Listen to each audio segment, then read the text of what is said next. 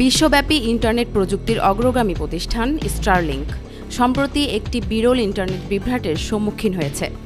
Elon মাস্কের মালিকানাধীন space এক্সের এই স্যাটেলাইট নির্ভর ইন্টারনেট পরিষেবা সাধারণত নির্বিচারে কাজ করে থাকলেও বৃহস্পতিবার এক বড় ধরনের সফটওয়্যার সমস্যার কারণে বিশ্বজুড়ে লক্ষাধিক ব্যবহারকারী সংযোগ হারান।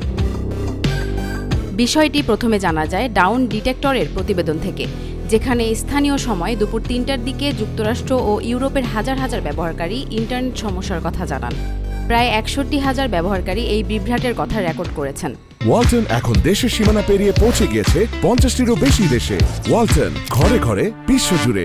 স্টারলিংক বর্তমানে বিশ্বের ১৪০টি দেশ ও ভূখণ্ডে কার্যক্রম পরিচালনা করছে এবং এর গ্রাহক সংখ্যা ৬ মিলিয়নেরও বেশি। ঘটনার পরপরই স্টারলিংক এক্সে একটি পোস্টে জানায় তারা সমস্যাটি সমাধানে সক্রিয়ভাবে কাজ করছে। কোম্পানির engineering vice president Michael Nicolas জানান, বিভ্রাট শুরু হওয়ার ২.৫ ঘণ্টা পর ইন্টারনেট পরিষেবা স্বাভাবিক হয়ে যায়।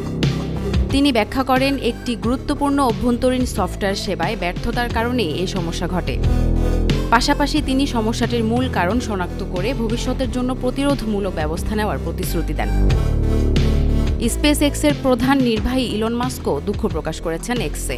তিনি লেখেন, বিভ্রাটের জন্য দুঃখিত। স্পেস এক্স এর মূল কারণ খুঁজে বের করে সমাধান করবে, যাতে ভবিষ্যতে এমনটা আর না ঘটে।